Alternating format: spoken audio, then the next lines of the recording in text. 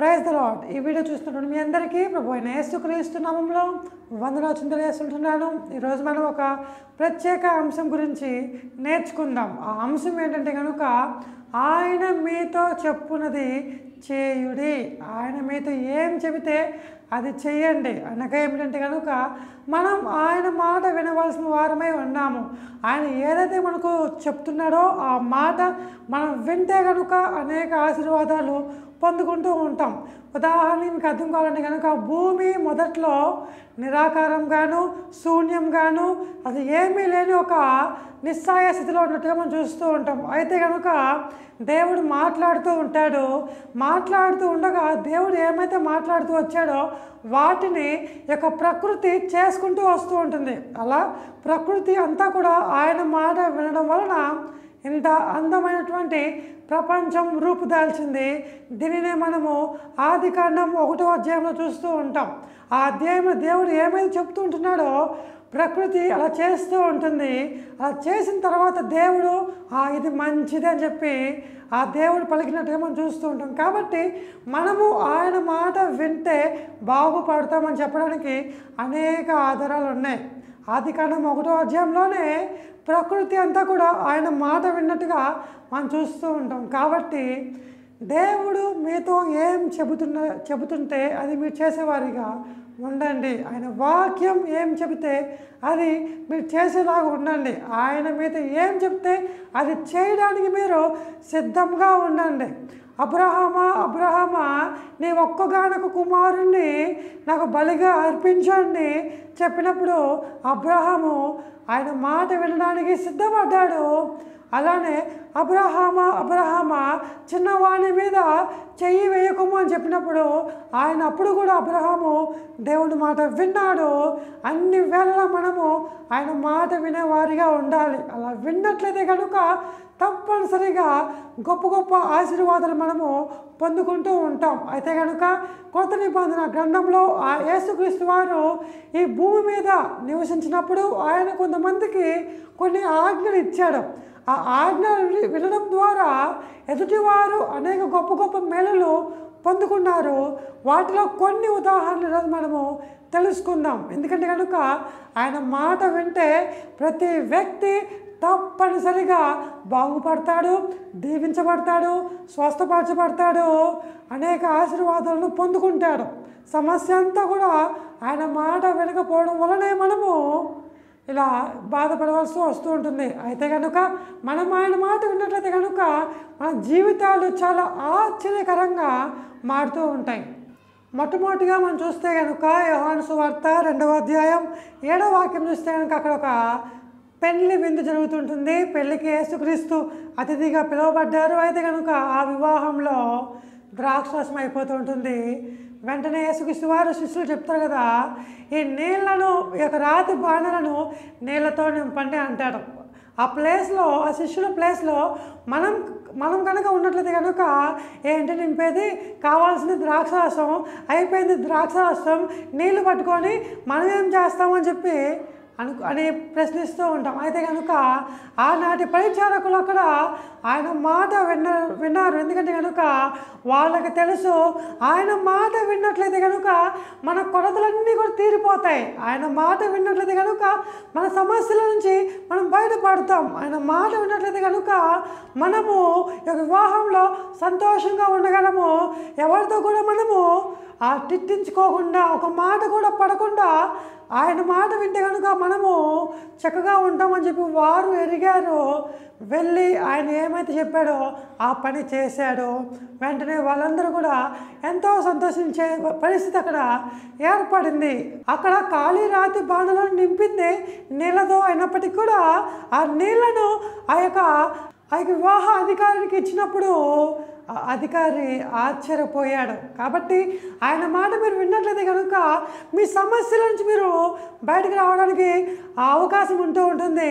మీరు ఆయన మాట వింటే కనుక మీకు ఏదైతే కొరతగా ఉందో అది సమృద్ధిగా పొందేటువంటి అవకాశం ఉంటూ ఉంటుంది. కాబట్టి తప్పనిసరిగా మీరు ఆయన మాట వినాలి. రెండవదిగా మత్తయి సువార్త 9వ అధ్యాయం 24వ వాక్యంలో యేసుక్రీస్తు వారు వచ్చి స్థలం ఇవ్వండి అని చెప్పి అడుగుతుంటున్నాడు. స్థలం ఇవ్వండి అని అడిగినప్పుడు వాళ్ళందరూ కూడా వెంటనే ఆయనకి స్థలం ఇచ్చారు.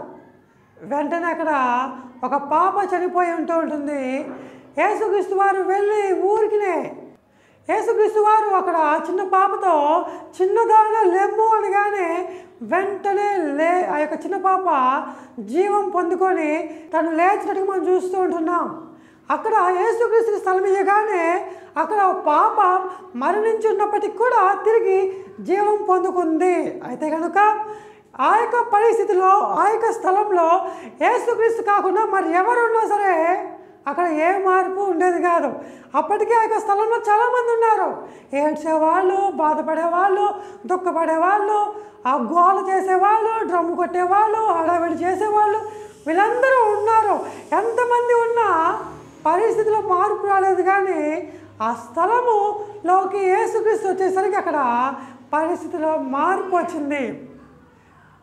ఈ యొక్క కాలంలో నీకు కూడా నీ పరిస్థితిలో మార్పు లేకుండా నీ జీవితం ఎంతగానో బాధలతోనూ శ్రమలతోనూ ఇబ్బందులతో నిండి ఉండి ఎంతమంది వచ్చి ప్రార్థన చేసినా నీ యొక్క స్థితి మారట్లేదు అన్నట్టుగా నీ పరిస్థితి ఉన్నట్లయితే కనుక నువ్వు తప్పనిసరిగా యేసుక్రీస్తు వారి యొక్క మాట వినవలసి ఉంది.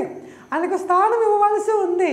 ఆయనకు కనుక నువ్వు స్థానం ఇస్తే కనుక నీకు కుటుంబంలో చనిపోయినటువంటి స్థితిలో ఉన్నటువంటి ఆనందం, సంతోషం, సమాధానం, దీర్ఘశాంతం, దయాలత్వం, మంచితనం, విశ్వాసం, సాత్వికం, ఆశానిగ్రహం అనేవి ఏమైతే చచ్చిన స్థితిలో పడి ఉన్నాయో మళ్ళా వాటన్నిటిని దేవుడు లేపి వాటిని నీవు అనుభవించేలాగా దేవుడు చేయడానికి సిద్ధంగా ఉన్నాడు. మనం చేయవలసింది ఆయన మాట వినడం మాత్రమే. ఆయన మీద ఏం చెబితే అది చేయండి. ఆయన అనగా ఆయనకు వాక్యం, ఆ వాక్యం మీకు ఏది చెబితే అది చేయడానికి మీరు సిద్ధపడండి. అనేక అద్భుతాలు మీ వెంట వస్తూ ఉంటాయని చెప్పడంలో ఎటువంటి సందేహం లేదు. మనం మూడోది చూస్తే కనుక యోహాను సువార్త 21వ అధ్యాయం 6వ వాక్యం చూస్తే కనుక యేసుక్రీస్తు అక్కడ శిష్యులతో వల దోణి కుడి పక్కన వేయండి అంటున్నాడు. వల దోణి కుడి పక్కన వేయండి అంటున్నాడు. అప్పటికి వారంతా కూడా రాత్రంతా అలసిపోయి ఉన్నారు. అప్పటికే వారు ఎంతగానో నిస్సహాయ స్థితిలో, ఏమీ లేని పరిస్థితిలో, ఎంత కష్టపడినా కూడా ఉపయోగం లేని స్థితిలో ఉన్నారు. అయితే కనుక యేసు చెప్పిన మాట వినగానే వారి యొక్క వలలో 153 పెద్ద చేపలు పడినట్టుగా మనం చూస్తూ ఉంటాము. నిజమే, మనం కొన్నిసార్లు ఎంత కష్టపడినా ప్రతిఫలం కనబడదు. మనం ఎంత ప్రయాసపడినప్పటికీ కూడా ఉపయోగం ఉండదు. మనం ఎంత ప్రార్థన చేసినా, ఎంత భక్తునిగా ఉన్నా, ఎంత ఆత్మతో నిండి ఉన్నా, ఎంత గొప్ప పరిచర్య చేసినా కొన్నిసార్లు ప్రతిఫలం కనబడకపోవచ్చు. అయితే కనుక ఆ పరిస్థితిలో కూడా ఆయన మీతో చెప్పున్నది చేయుడి.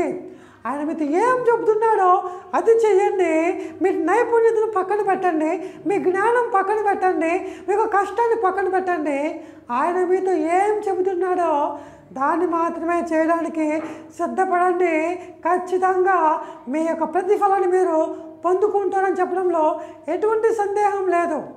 మనం కనుక ఆయన మాటకు పూర్తిగా లోబడి ఉంటే, ఆయన యొక్క మాటకు పూర్తిగా విధేయత చూపించినట్లయితే కనుక మన యొక్క ప్రతిఫలాన్ని ఆయన తప్పనిసరిగా మనకు అనుగ్రహించే దేవుడే ఉన్నాడు. అందులో ఎటువంటి సందేహం లేదు. కాబట్టి ఆయన మీద ఏం చెబుతున్నాడో జాగ్రత్తగా ఆలకించి దానిని మాత్రమే చేయండి. మనుషుల మాటలు ఆలకించద్దు, ఎవరి మాటలు కూడా ఆలకించద్దు. కేవలం దేవుడు మీకు ఏమైతే చెబుతున్నాడో ఆ మాటలే మీరు ఆలకించండి. తప్పనిసరిగా ప్రతిఫలం మీరు పొందుకుంటారు. 4వదిగా మార్కు సువార్త 3వ అధ్యాయం 5వ వాక్యంలో ఒక ఊచ చేయగలవాడు కనబడుతుంటున్నాడు. అయితే కనుక యేసుక్రీస్తు అతనితో నీ చెయ్యి చాపము అంటున్నాడు. ఏమంటున్నాడు? నీ చెయ్యి చాపము అంటున్నాడు. సాధారణంగా ఊచ చెయ్యడానికి ఏమిటంటే అర్థము, చెయ్యి ఉంటుంది, సాపితే సాగదనమాట, ఇలా ఏలాడుతూ ఉంటుంది. గాలి కుడి పక్క వేస్తే కుడికి వెళ్తుంది, గాలి ఎడం పక్క వేస్తే ఎడంకి వెళ్తుంది. కాబట్టి చెయ్యి చాపడానికి కుదరదు అనమాట, ఇలా వేలాడుతూ ఉంటుంది. అటువంటి చేయగలవాడితో యేసుక్రీస్తు వారు చెప్పారు కదా, నీ చెయ్యి చాపము అని. ఏంటి చాపేది? నాకు యొక్క చెయ్యి ఇలా ఉన్నప్పటి నుంచి ఇప్పుడు వరకు అనేకసార్లు ప్రయత్నం చేశాను, ఒక్కసారి కూడా చెయ్యి సాగలేదు, నువ్వు చెప్తే సాగిపోద్దా ఏంటి అని చెప్పి అతడు అనలేదు. ఆయన చెప్పింది చేయడానికి ఇక ఊత చేయగలవాడు సిద్ధంగా ఉన్నాడు. అందుకని అతను చెయ్యి చాపగానే అతని చెయ్యి ఆరోగ్యకరమైనటువంటి చెయ్యిగా మారిపోయింది, చక్కని చెయ్యిగా మారిపోయింది. అవును, నిజమే. నువ్వు అనుకోవచ్చు, ఎప్పటి నుంచో ఈ కష్టం పడుతూ ఉంటున్నాను, ఎప్పటి నుంచో ఈ బాధలు భరిస్తుంటున్నాను. ఏంటి, ఆయన ఒక మాట చెప్పగానే నా కష్టాలన్నీ పోతాయా? ఆయన మాట వినగానే నా బాధలన్నీ పోతాయా అని నువ్వు సందేహపడమాకు. విశ్వాసంతో, నమ్మకంతో ఆయన నీతో ఏం చెబితే అది చేస్తూ ఉండు. తప్పనిసరిగా నీ బాధలన్నీ పోయేటువంటి కాలం ఒకటి వస్తూ ఉంటుంది.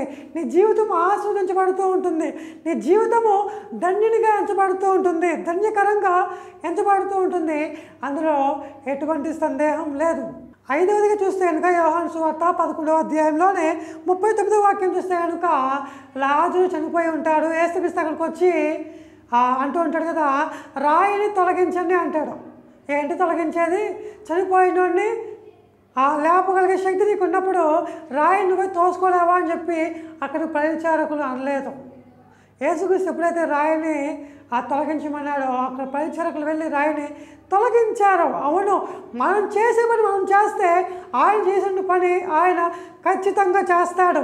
నీవు చేయవలసిన పని నీవు పూర్తి చేసినప్పుడు తప్పనిసరిగా ఆయన చేయవలసిన పనిని ఆయన ప్రారంభిస్తారని చెప్పడంలో ఎటువంటి సందేహం లేదు. ఆయన చెప్పింది చేయండి చాలు, మీ జీవితాలు మారబోతుంటున్నాయి. ఆయన చెప్పింది చేయండి చాలు, మీ జీవితాలు బాగుపడబోతున్నాయి. అందులో ఎటువంటి సందేహం లేదు. కాబట్టి ప్రతి ఒక్కరూ కూడా మనము, నేనైనా మీరైనా తప్పనిసరిగా ఆయన మాట వినేవారిగా ఉండాలి. ఆయన మాట వినడంలోనే గొప్ప గొప్ప ఆశీర్వాదాలను, గొప్ప గొప్ప సంతోషాలను మనము పొందుకునే వారిగా ఉంటూ ఉంటాం. కాబట్టి ప్రతి ఒక్కరు కూడా ఆయన మాట విని విధేయత చూపవలసిందిగా కోరుకుంటూ ఉంటున్నాను. అటు ధన్యత దేవుడు మనకందరికీ కూడా అనుగ్రహించును కాక. Praise lord. దేవుడు మిమ్మల్ని దీవించి ఆశీర్వదించును కాక.